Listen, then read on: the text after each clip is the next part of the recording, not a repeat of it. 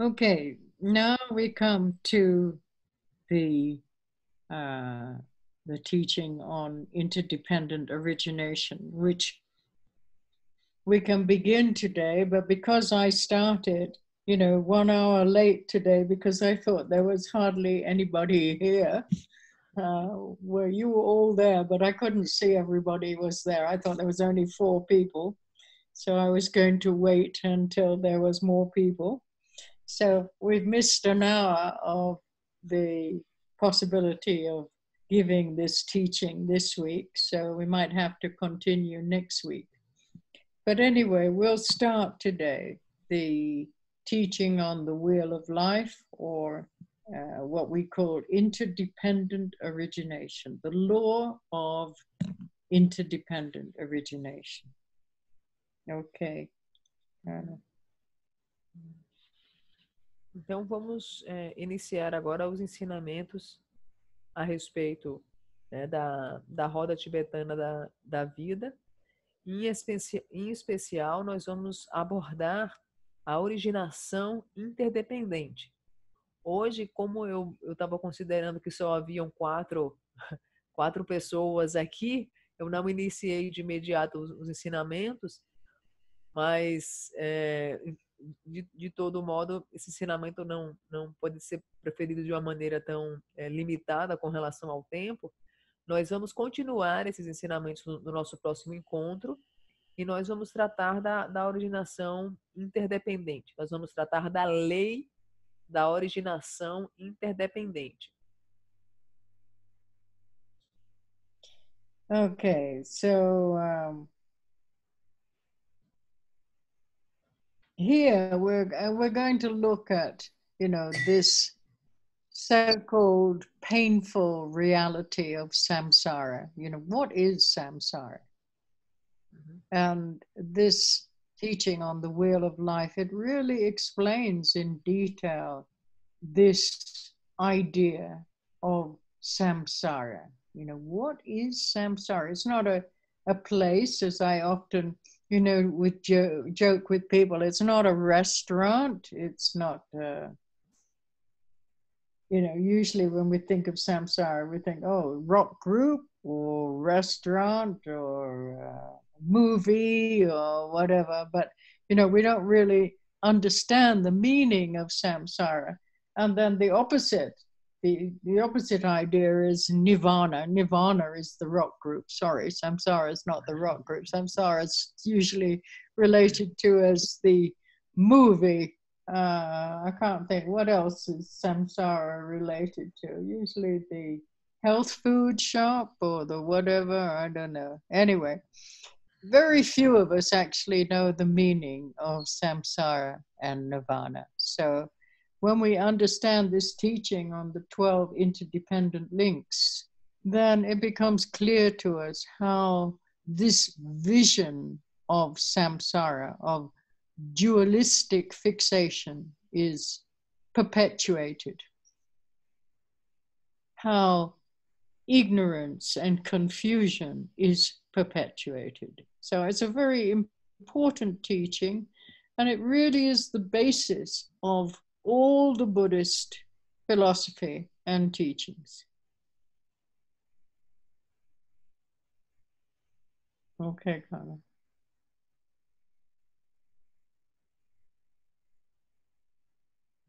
Então, nós vamos estudar, né, na roda tibetana da vida, nós vamos estudar o samsara, esse círculo da dor, né, o círculo doloroso.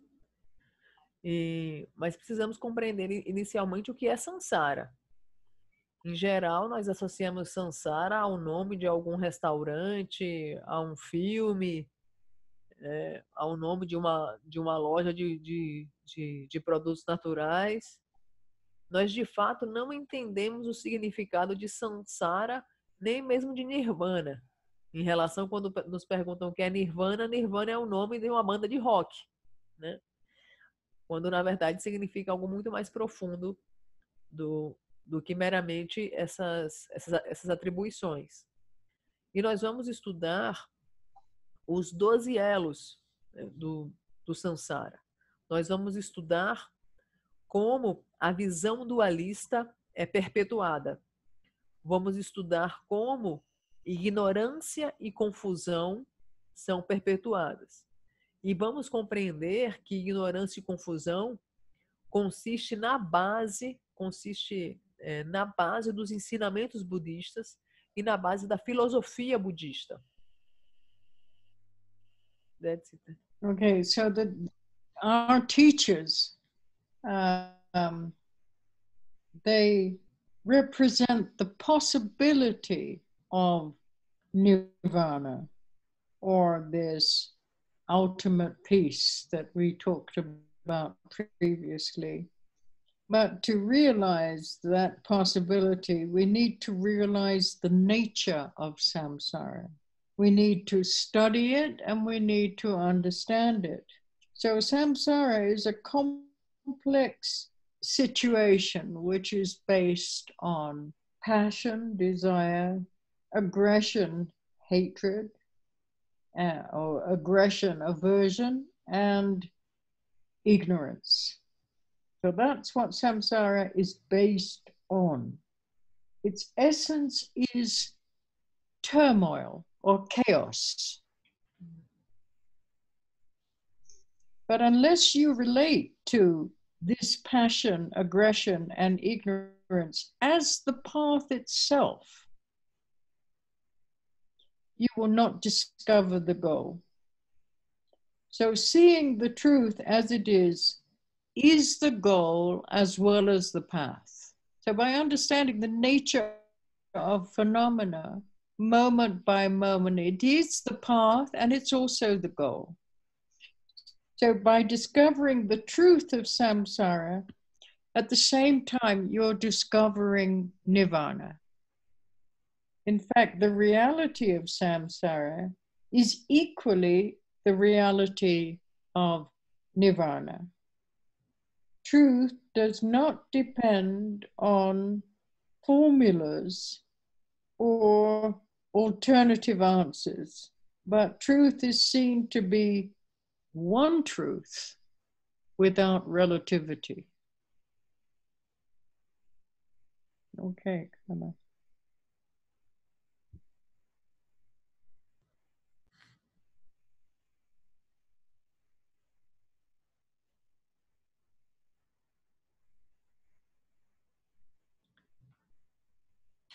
Então, em geral, os nossos professores, eles nos apresentam a possibilidade de nirvana. E nirvana concebido como essa paz definitiva, essa paz última. Porém, para que nós possamos compreender o que significa o nirvana, nós precisamos entender, precisamos estudar e entender a natureza do samsara. E nesse ponto é que nós vamos estudar a roda tibetana da vida e a simbologia que ela carrega. E na roda tibetana da vida e os ensinamentos budistas, eles revelam que a origem do samsara, a base do samsara, é uma composição feita de três aspectos, de três raízes essenciais do sofrimento, que é a primeira delas, paixão ou / desejo, a segunda, agressão / aversão, e a terceira dela, a terceira dessas raízes do sofrimento, dessas origens, dessa base do samsara, é ignorância. Então, nós precisamos estudar e entender a natureza do samsara e compreender que essa é a base do samsara. Essa composição desses três elementos, paixão e desejo, agressão e aversão e ignorância. E essa é a base. E se nós não associamos esses três aspectos como o nosso caminho em si mesmo, se nós não associamos, nós perdemos o objetivo, nós perdemos a nossa meta. Porque nós precisamos compreender que essa é a base do nosso caminho espiritual. Essa é a essência que nós precisamos nos aprofundar no nosso caminho espiritual. E diante disso, nós precisamos refinar a nossa percepção, para que nós sejamos capazes de ver a verdadeira natureza dos fenômenos. Se nós somos capazes de ver a verdadeira natureza dos fenômenos, nós seremos capazes de descobrir a verdade do samsara. E uma vez descobrindo a verdade do samsara, nós descobrimos a verdade do nirvana. E quando nós descobrimos a verdade do samsara, que corresponde a consequentemente descobrimos a verdade do nirvana, vamos perceber também que a realidade do samsara é a realidade do nirvana. E é extremamente importante que nós concebamos isso como a base do nosso caminho espiritual, porque quando nós temos isso como base, nós não vamos ficar mais dependendo de fórmulas ou dependendo de respostas especulativas. Porque você só depende de uma verdade. Você depende dessa verdade. Okay, in the Tibetan iconography, the activity of samsara is depicted as the wheel of life. And in Sanskrit, this is called Bhava Chakra. So the wheel of life, we could say the wheel of life is a portrait of samsara. It's one of the first pictorial depictions of the teachings. The Buddha didn't like people to illustrate the teachings. He didn't like people to draw portraits of him. He said, the Buddha's beyond form and color and shape. So, it's no good saying the Buddha is this or the Buddha is like that. The Buddha is something far beyond anything that you can limit to form of any sort. But here, this was one of the first paintings or the first pictures, illustrations, let's say the first illustrations of the teachings that was ever depicted. So we had two kinds of illustrations. We had the Wheel of Life and we had the Shamatha illustration with the elephant and the monkey and the monk. That was also one of the early depictions of the teachings. So here, the Tibetan iconography that you will see in the Wheel of Life is relating to the activity of samsara. Therefore, it is also a portrait of nirvana, or the undoing. This is really important to understand. You understand how samsara is being created moment by moment. And by understanding that, you can also understand how to uncreate samsara, which is nirvana. You understand the process of creating, of generating samsaric vision. And then if you reverse the process, you will also understand how to free yourself from that samsaric vision, which is nirvana. Okay, Kana. It's like a coil. Yes, it's like a coil. So the coil goes one way and it leads you to something. Then if you reverse the coil, it will untie itself.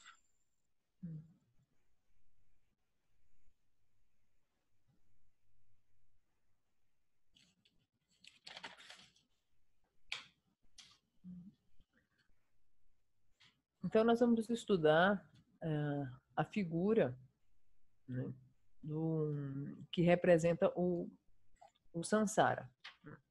E na iconografia budista, ela é chamada, né, da roda tibetana da vida. Em sânscrito, é chamado de Vachakra. E essa imagem... do you want me to put it here, Annie? The image or not? What? The image. Not at the moment. No? Okay. Later. Okay. Later. Okay. Yeah. Então, né, na iconografia budista, nós temos essa imagem que é o retrato do Sansara. Na verdade, é a manifestação pictórica do Sansara. É preciso ressaltar que o Buda ele nunca gostava, né, de desenhos, de pinturas. Ele nunca era favorável a pessoa vai pintar o Buda ou vai pintar o que quer que seja. Porque ele explicava que o Buda ele está além de qualquer forma, cor, cheiro, tamanho. Ele está além disso e ele não pode ser limitado por nada. Então, por isso que ele não era tão favorável a essas manifestações de arte, de pintura. E nos ensinamentos budistas, nós temos as primeiras, a roda tibetana da vida é considerada uma das primeiras ilustrações dos ensinamentos budistas, dos ensinamentos do Buda. A esse desenho, né, a essa imagem, e há também a pintura que é conhecida, a pintura de Shamatha, que é um desenho específico em que há um elefante e um macaco que vai caminhando por um determinado caminho, e percorre um determinado caminho. Então, essas duas são uma das primeiras manifestações pictóricas, né, dos ensinamentos do Buda. E quando nós analisamos a roda tibetana da vida, ela representa a atividade do Sansara. Mas, ao mesmo tempo que ela representa a atividade do Sansara, é também o retrato do Nirvana. Por que nós podemos conceber dessa forma? Porque quando nós entendemos como o Sansara é criado de momento a momento, quando nós entendemos quais são os mecanismos que criam o Sansara de instante a instante, sabendo disso, nós vamos saber como não criar a visão sansárica. Nós vamos saber como não criar e recriar o Sansara. Então, se nós sabemos como não recriar o Sansara, nós vamos reverter o processo. E quando nós revertemos o processo, nós nos libertamos da visão sansárica. E ao nos libertarmos da visão sansárica, isso é o Nirvana. É como um disco giratório. Né? Se ele gira de um determinado lado, de uma determinada forma, para uma determinada direção, ele é um Sansara. Se nós vamos reverter esse giro, ele é o Nirvana. That's it, Tani. Okay. Yeah. Now, the wheel of life, it represents the compulsive nowness in which the universe recurs. As the death of one experience gives birth to the next within the realm of time. We'll go slowly. Yeah, okay, Kana. So, once again, the wheel of life represents compulsive nowness in which the universe recurs as the death of one experience gives birth to the next within the realm of time. It's quite extraordinary, this teaching. It's so profound. If we're really interested in understanding our own mental processes, then, you know, it's essential that we understand the wheel of life.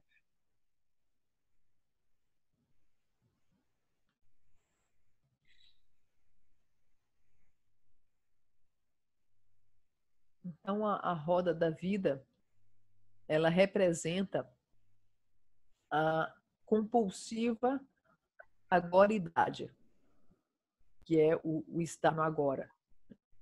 A compulsiva, o compulsivo estar no agora, no qual o universo recorre como a morte e o renascimento no reino do tempo. Se nós quisermos de fato... Let's try again. Yes. Okay. Okay. Compulsive nowness, in which the universe recurs as the death of one experience gives rise or gives birth to the next within the realm of time. Because actually, you know, everything is beyond time and space. So we're talking on a relative level here. We're talking about within the realm of time, what is happening. So the birth or the death of one experience gives birth to the next. This is what we mean by the links, the 12 links, how one experience conditions the next.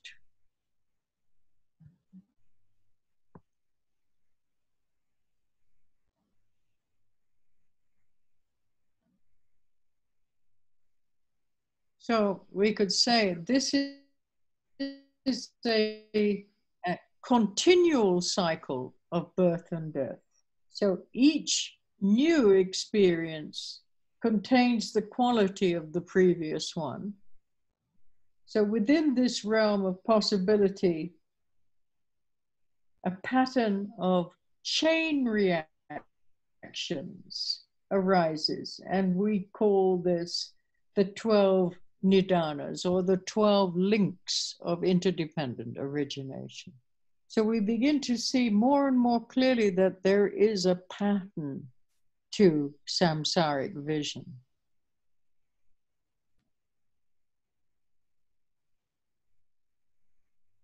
It is also the pattern of birth and death.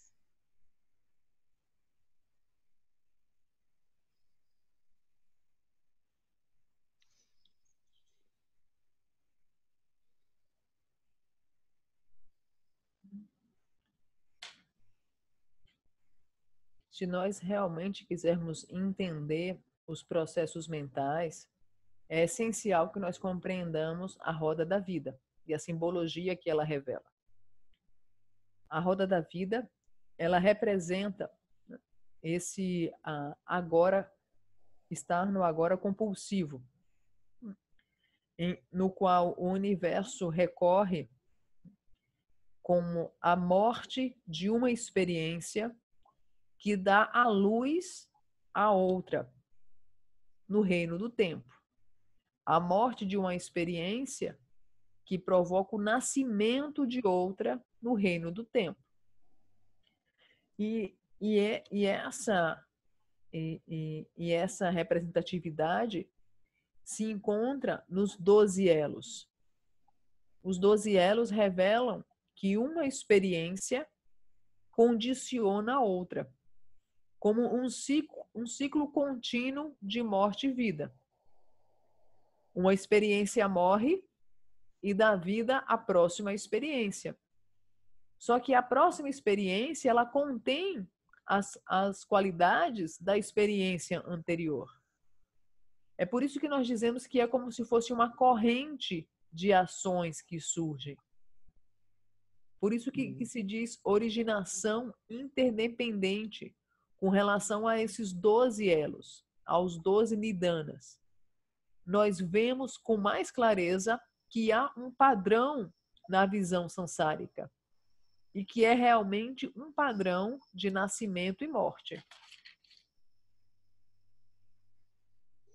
Okay, the image of the wheel of life is always shown to be held by Yama, and Yama is the personification of death, sometimes called the Lord of Death.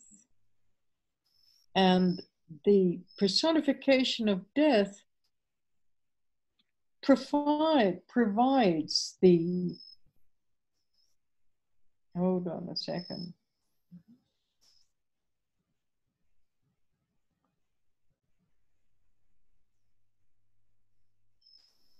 So the personification of death provides the space and time for birth, death, and survival. Okay, Carla, let's go slowly here. Uhum.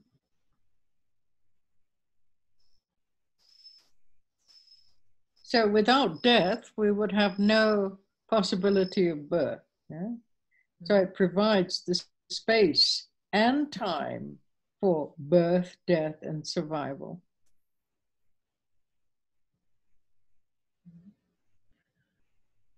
Quando nós observamos a figura da roda da vida, a figura da roda da vida, ela está abraçada, agarrada por Yama, que é a personificação da morte, que é chamado também do Senhor da morte.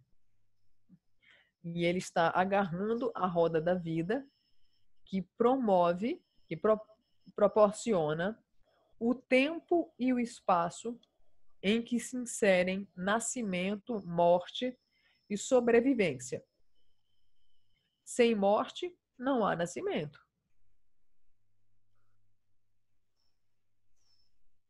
So Yama provides a basic medium in which the different links or chain reactions can be born and die. So without Yama, there would not be the 12 links. Without death, there would be no space for these chain reactions to take place. So the image of a wheel, which is held in the jaws of Yama, the 4 limbs of Yama. If you look at the painting, you will see that the Yama, the Lord of Death, is holding the wheel of life in his jaws, in his mouth, and he's also holding the wheel of life with his 4 limbs, his arms and his legs. Mm-hmm. And this is based on the teachings of the 4 Noble Truths. These 4 limbs are the 4 Noble Truths. The outer ring of the Wheel of Life, it portrays the 12 links as the evolution of suffering. The inner ring portrays the 6 realms or 6 dimensions as the perpetuation of suffering. And the center of the wheel portrays the root, the 3 poisons, the 3 roots of suffering: passion, desire, aggression, aversion, and ignorance, as the origin of suffering. So very important to understand these 3 rings or 3 circles within the Wheel of Life, what they represent.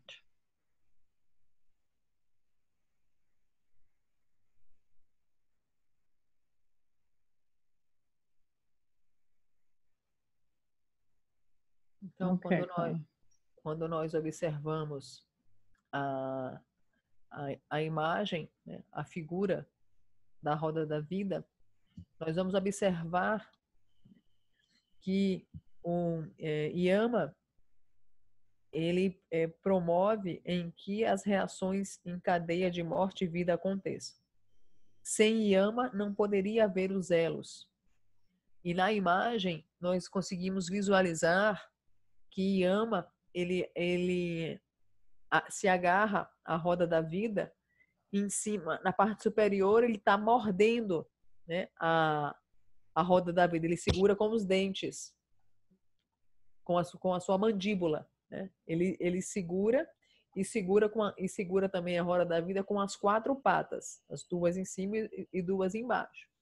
Essas quatro patas simbolizam as quatro nobres verdades. No círculo exterior da roda da vida, nós vemos os 12 elos, que são os 12 elos, eles representam a evolução do sofrimento nesse círculo mais externo da roda da vida. No segundo círculo, nós temos os 6 reinos, ou as 6 dimensões que perpetuam o sofrimento nessa segunda roda, nesse segundo círculo. E no terceiro, o círculo central, nós temos a representação dos 3 venenos, das 3 raízes do sofrimento, que, como foi mencionado anteriormente, são a paixão e o desejo, a agressão e a aversão e a ignorância. Eles são concebidos como as 3 raízes do sofrimento e são representados por esse desenho nesse círculo central. Então, é preciso que compreendemos o que esses 3 círculos na roda da vida são e o que eles representam.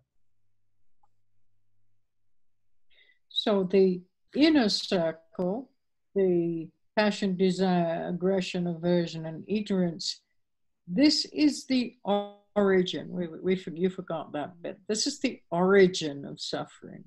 Uhum.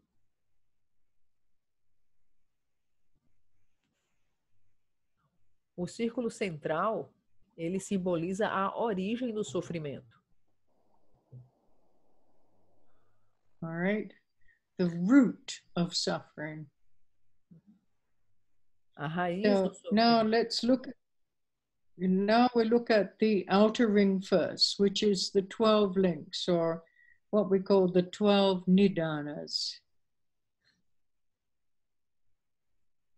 So the outer ring of the will, this presents the evolutionary stages of suffering in terms of the 12 links.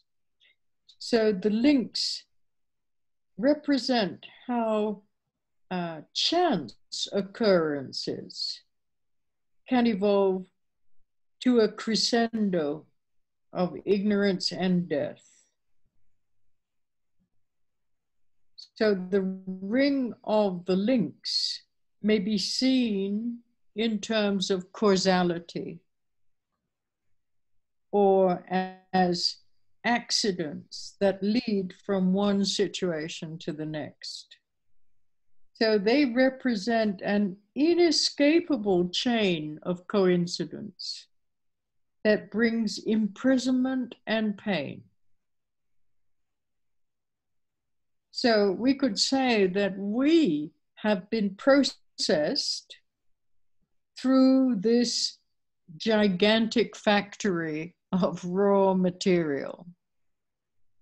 And although we do not usually look forward to the outcome, there's no alternative. Once we are in this chain, then this is a chain reaction. One link leads to the next, and so we go round in the circle, in the wheel of life. Yeah.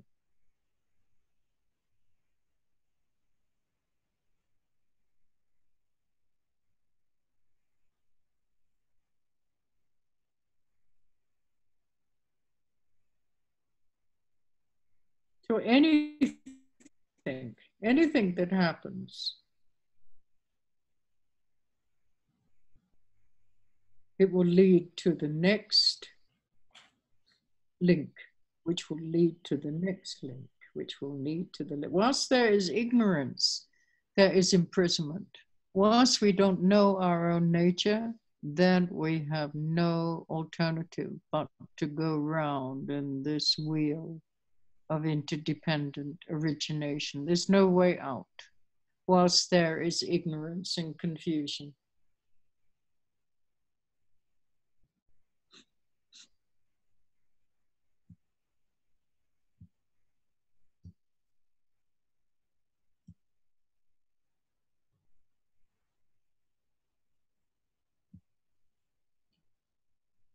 Because we're recreating, it's an evolutionary process. We're recreating more and more causes for more and more results. If we don't recreate the cause, there won't be the result. So the birth of one condition leads to the death, leads to the birth of the next, and so on. Because we are generating these conditions. It's the law of causality.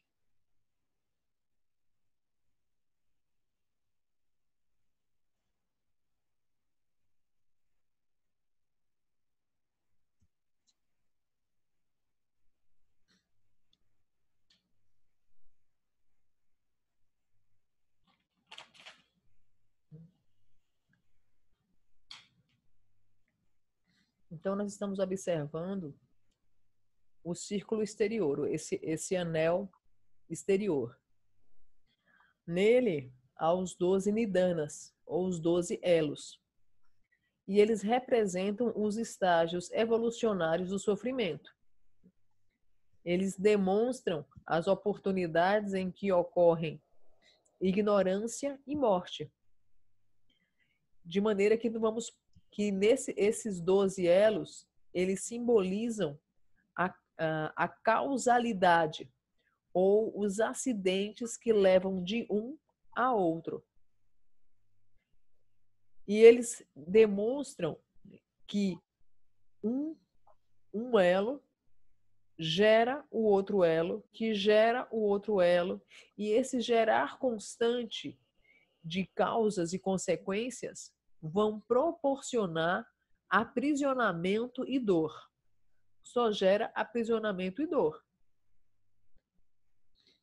E se nós sempre estamos processando, né, atuando sobre o reino material, e se nós não virmos que há essa relação de causalidade entre o que é feito em um elo e passa para o outro, uma vez nessa corrente, nós estaremos nesse ciclo de reações.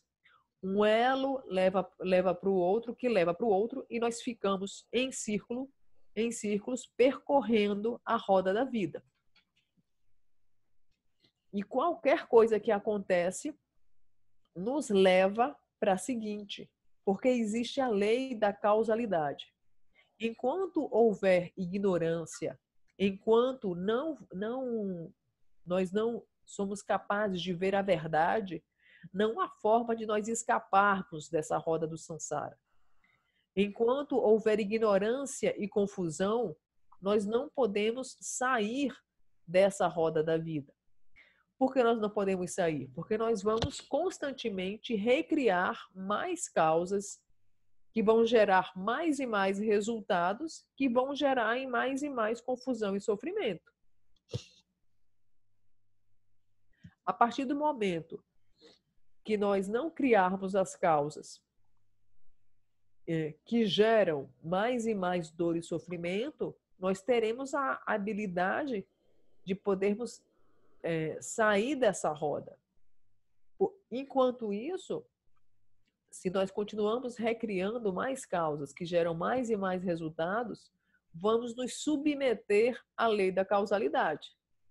E vamos ficar percorrendo a roda do samsara? Em um ciclo contínuo de morte e nascimento, morte e nascimento, morte e nascimento. Se nós continuamos na ignorância e na confusão, não há como sair dessa roda da vida. That's it. So remember, we're not just talking about the physical birth and death. We're talking about moment by moment birth and death. These links arise, they're born, and then they die, and the next link is born, and then it dies, and then the next link is born. So let's start today with ignorance, which is, where we're going to start on this wheel. And ignorance here is depicted by a blind grandmother. So the first link is avidya, or ignorance. Now I've been introducing you to this word avidya for many years. Vidya is to see. Avidya is not seeing. That is the meaning of ignorance, not seeing the true nature. A is the negation. Vidya is to see. A, it means not. Not seeing is synonymous with ignorance. So it is represented by a blind grandmother who symbolizes the older generation giving birth to further generations, but still remaining fundamentally blind. A blind grandmother has no chance to see her grandchildren. A very important symbol, this. You don't see the conditions that you're generating.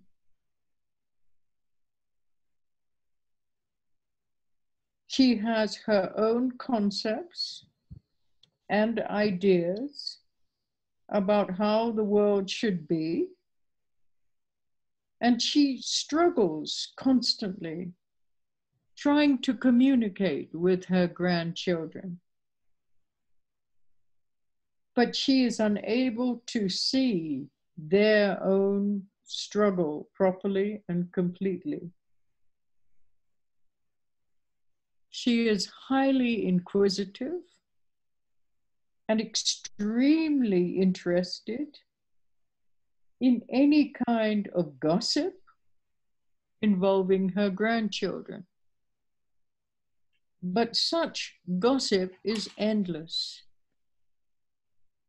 One gossip leads to another gossip, and on to yet another gossip.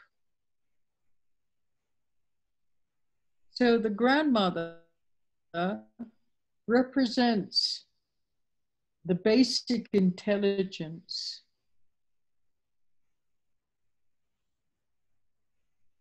that is the impetus for stirring up endless clusters of solidified thought. This is what generates the solidified thought and the crowded energy, so that we don't have the space to see anything clearly. This creates a kind of claustrophobia that the energy begins to see itself, and the intelligence is undermined.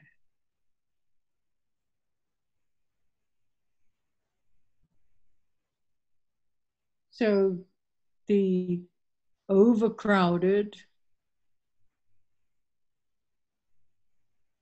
clumsy discrimination of the blind grandmother, with its quality of thingness. Now, you've heard me use this before, thingness. We talk about no thingness, not nothingness, but thingness means solidification, thingness.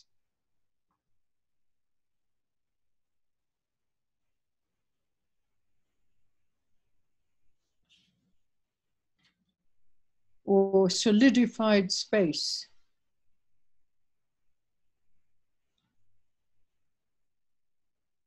So then, this is the obstacle that prevents us from seeing.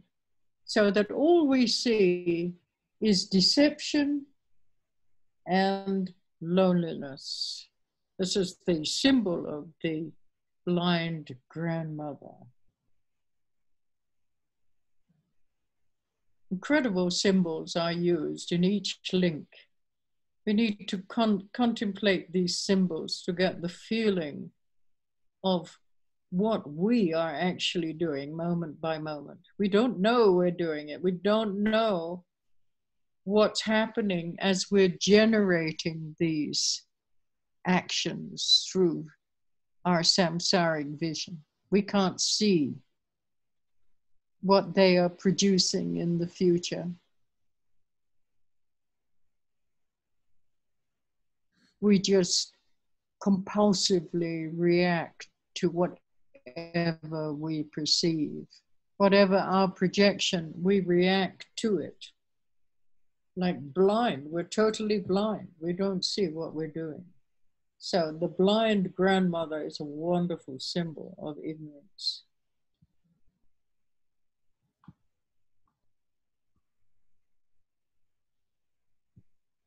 She will never see her grandchildren.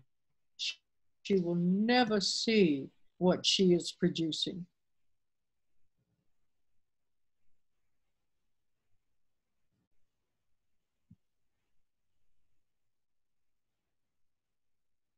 Okay, Kana. Not easy, this, Carla. You need a lot of patience. This is not an easy translation.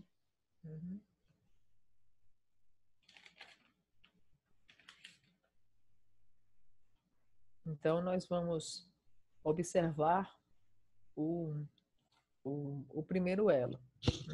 E precisamos ressaltar que quando nós estamos falando a respeito dos 12 elos, desse círculo externo da roda da vida, da roda tibetana da vida, nós não estamos só falando em morte e vida. Nós estamos falando em morte e vida de momento a momento de cada experiência. Então, não é o fato de uma pessoa morrer e de uma pessoa renascer. Nós estamos tratando também a morte e o renascimento de cada experiência de momento a momento. A experiência morreu, vinculada ao próximo elo, nasce a próxima experiência, que morre, depois nasce a próxima experiência. Então, nós estamos tratando de morte e vida de momento a momento. Quando nós... Carla, it's not just, wait, Carla, it's not just experiences, it's conditions we're talking about, not experiences. The links are conditions that will create our experience. It's not experiences. Okay. Not individual experiences. It is conditions coming together. In order for one condition to arise, the other one has to die. Então, but one conditions the other. So the next condition is conditioned by the previous condition. Fazendo uma correção, quando nós tratamos de morte e vida de momento a momento, não é de cada experiência, é das condições, de cada condição. Então, os elos são condições que criam a experiência. É uma condição que morre para para dar vida para a próxima condição. Então, uma depende da outra. E uma condição morre e nasce outra condição. Quando nós estudamos o elo, o primeiro elo que nós conseguimos visualizar na imagem nós visualizamos uma avó. Esse primeiro elo é chamado de avidya.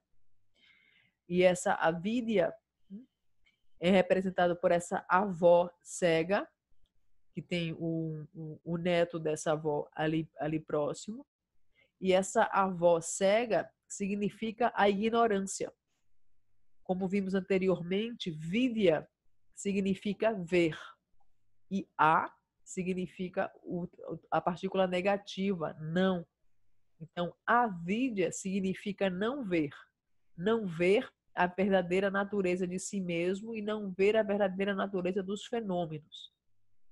Essa avó cega simboliza a velha geração que morre para gerar a geração futura. E essa avó cega, ela é tão fundamentalmente cega que ela não consegue ver os seus filhos e os seus netos. Simboliza que essa ignorância não vê as condições que ela está gerando, que geram outras condições. Essa avó cega, que simboliza a ignorância, essa avó cega tem os seus próprios conceitos e ideias. E ela é extremamente agarrada a esses conceitos e ideias. E ela tenta se comunicar com o seu neto ali, mas ela não vê o seu neto. E e essa avó cega, ela é altamente inquisitiva e ela é altamente interessada na fofoca que o seu neto conta. E é uma fofoca sem fim, em que uma fofoca leva a outra, que leva a outra. Então é uma fofoca que nunca termina. E essa avó, ela representa a inteligência básica que está extremamente apegada a agarrar, a solidificar todos os tipos de pensamentos. E ela solidifica e emana uma energia nebulosa. Essa energia nebulosa nos impede de ver. Nos impede de ver e gera uma claustrofobia. Porque com essa conduta de se agarrar à solidificação, de se agarrar a estar o tempo inteiro superlotando o espaço, a inteligência se submete à mente.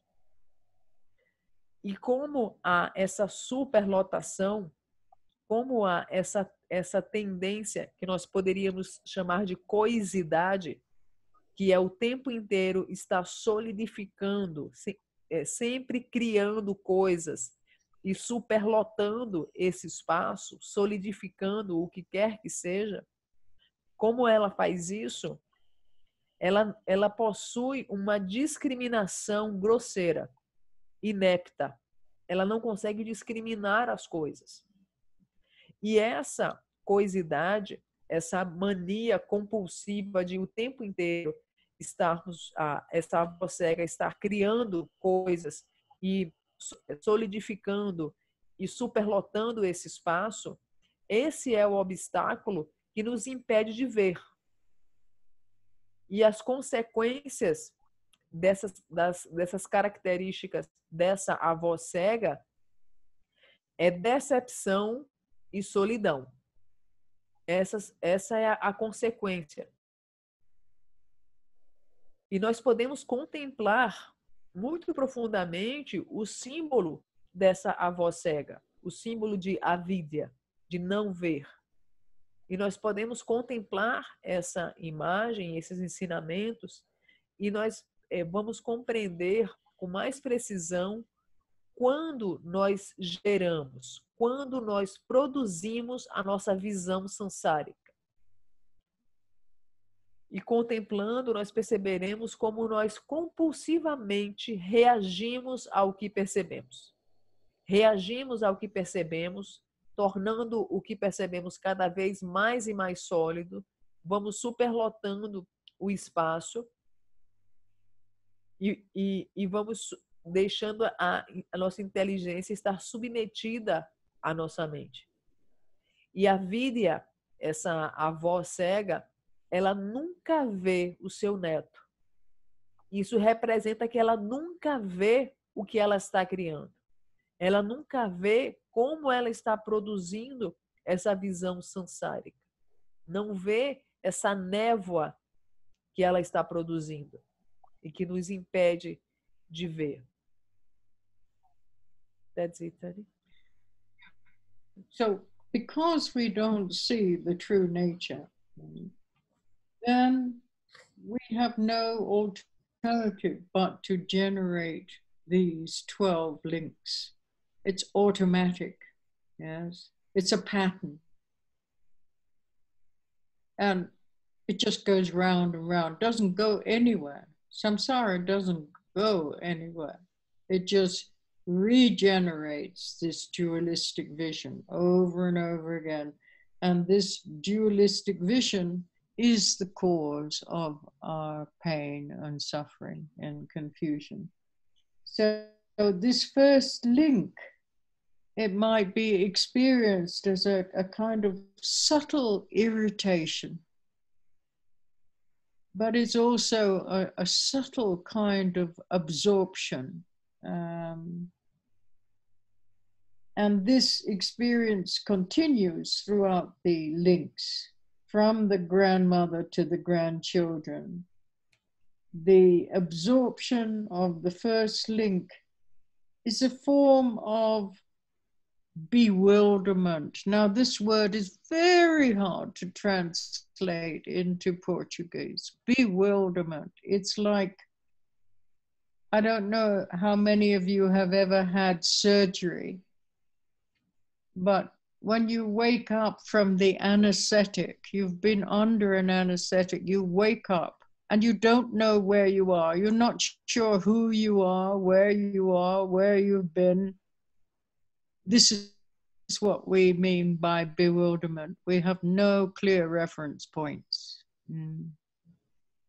It's not gross confusion. It's really subtle confusion of not knowing, really not knowing who we are, where we are, no clear reference points at all. So this first link is this basic confusion, this bewilderment. But at the same time, it's a samsaric equivalent of samadhi, of a kind of meditation state, but it's not a meditation state. Indulgence in this is something intangible, because what we're trying to do is we're trying to confirm what is intangible. And this leads to a sense of solidified space. We're not willing. We can't see the true, open, spacious nature. What we see is solidified space. So it is the beginning of self-consciousness, which is based on clinging to tangible qualities, clinging to intangible qualities as if they were tangible, as if they were solid. So then you have an urge to create habitual patterns. You have a feeling of discovery, for you've found a way to occupy yourself.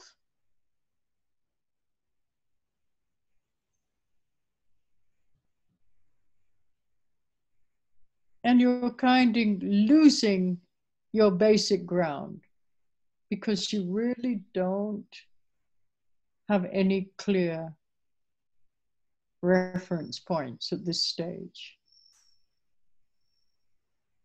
You just don't know who, what, where, any of the things that we're usually quite sure of, we don't know at that stage. Ignorance, completely not knowing. It's the state of not knowing. Okay, so we'll leave that today.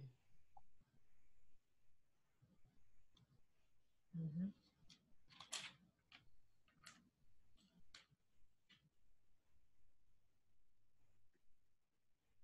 Então, esse primeiro elo, que demonstra essa avó cega com o seu neto cego, essa cegueira representa que nós não vemos. E porque nós não vemos a verdadeira natureza, nós não temos outra alternativa que não criar os 12 elos e percorrer os 12 elos ciclicamente. Esse é o nosso hábito padrão. E ficamos rodando ali na roda do Sansara, sem escapatória, porque nós não vemos a verdadeira natureza. E convém conceber que é a nossa visão dualista que é a causa da dor, do sofrimento e da confusão. E essa figura, esse desenho, essa imagem da avó cega e do neto revela um composto de irritação e absorção. E quando nós falamos de absorção do primeiro elo, existe uma palavra que em inglês em geral, que para traduzir nem sempre nós conseguimos a palavra mais adequada, que é bewilderment, né? Que em português seria desorientação, desnorteamento. É como se nós, para aquelas pessoas que já fizeram cirurgia, por exemplo, você toma a anestesia e quando a anestesia deixa de fazer o seu efeito, você vai acordando, você fica completamente atordoado, completamente desnorteado. Você não sabe quem você é, o que você está, como é que você parou ali. Nós não temos nenhum ponto de referência. E é isso que significa a absorção nesse primeiro elo. Nós ficamos completamente desorientados. E essa confusão sutil diz respeito a que nós não sabemos quem somos, não sabemos onde estamos, não compreendemos. E esse é o primeiro elo. E o primeiro elo é essa confusão básica, é não vermos. Mas ao mesmo tempo que temos o Sansara ele tem uma equivalência de Samadhi. E quando nós tratamos dessa equivalência, não diz respeito ao Samadhi alcançado pela meditação. É um outro tipo de Samadhi. Quando nós estamos nesse elo, nós estamos tentando confirmar o que é intangível. E o que nós fazemos nesse elo é solidificar. Mas quando nós buscamos tentar confirmar o que é intangível, isso envolve não solidificar o espaço. Isso envolve simplesmente repousar e ver a verdadeira natureza espaçosa e ilimitada. Porém, o que ocorre é que nós não vemos essa verdadeira natureza espaçosa e ilimitada. E passamos a nos agarrar a qualidades intangíveis como se fossem tangíveis. E nesse processo há um sentimento de descoberta. E você descobre um modo de ocupar a si mesmo. Você perde o seu solo básico, porque você não tem claros pontos de referência nesse estágio. Você está completamente desnorteado. Como você não sabe como, onde você está, quem é você. Existe a Víria, essa mulher cega, essa ignorância, representa o estado de não saber.